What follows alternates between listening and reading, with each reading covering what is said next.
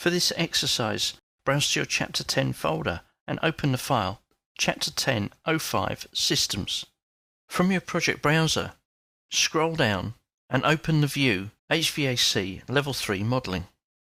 As we can see in this view, we've got two different duct systems. Although really we've got two different ducts, a blue duct and a cyan duct.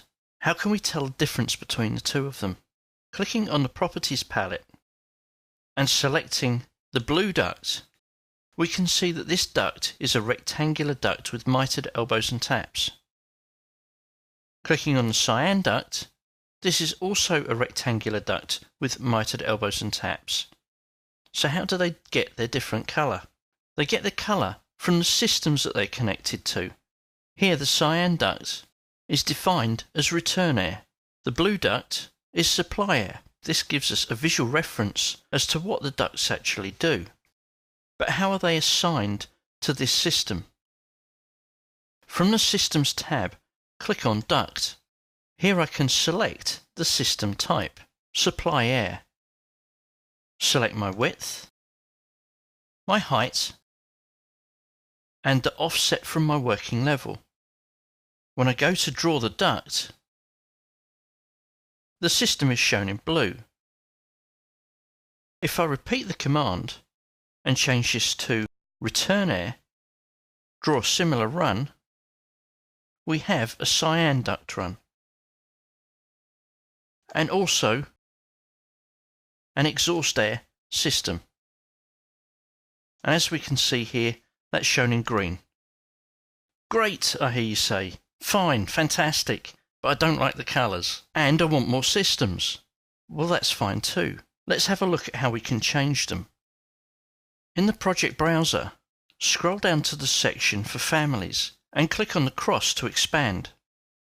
Down here we can see that as well as having ducts, we also have duct systems. We have exhaust, return and supply. Double-clicking on any one of these shows me the Type Properties box.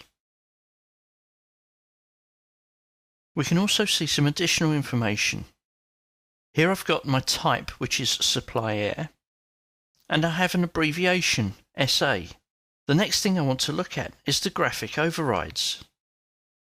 So for supply air, I've got no override on the pen weight, the colour is blue, and the line pattern, well, I want the line pattern to be solid, so I'm leaving that as no override.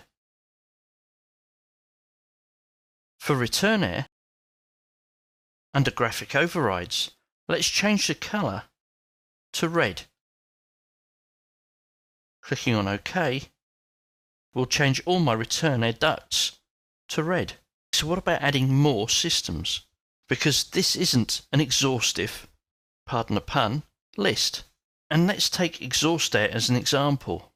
Exhaust air doesn't cover all eventualities, but it can be the basis of creating a new system. Right-clicking on exhaust air, I can duplicate this system. Right-clicking on the new one, I can rename it. Smoke extract. Double-clicking on it, we'll find that we have an abbreviation, smoke extract, and a graphic override. Let's say smoke extract is purple. And click on OK. Now when I go back to the duct tool, then selecting the Properties palette, I can change the system type to smoke extract and draw a duct run. In addition to this, I can also select one of the existing runs and change the system type to a different system.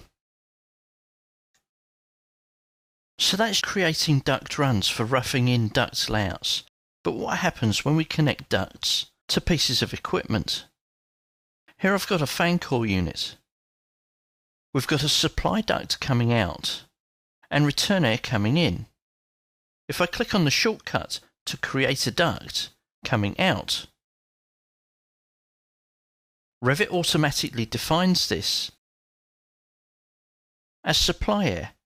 Similarly, if I click on the shortcut for the duct going in,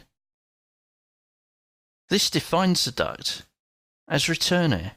There does come a point, however, where if we were to create a duct running from my return air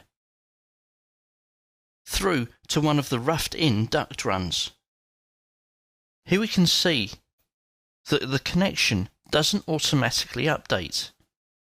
This is so you can potentially have different systems connecting into each other, say for example a vent pipe connecting into a sanitary line, or the ability to show a standby system running alongside a main system. But if we do want this run to become part of the return, simply select one of the ducts in that run and change its system type to return air. That updates the entire length of the run. As you can see, we've got so much flexibility here. It's just making our jobs too easy.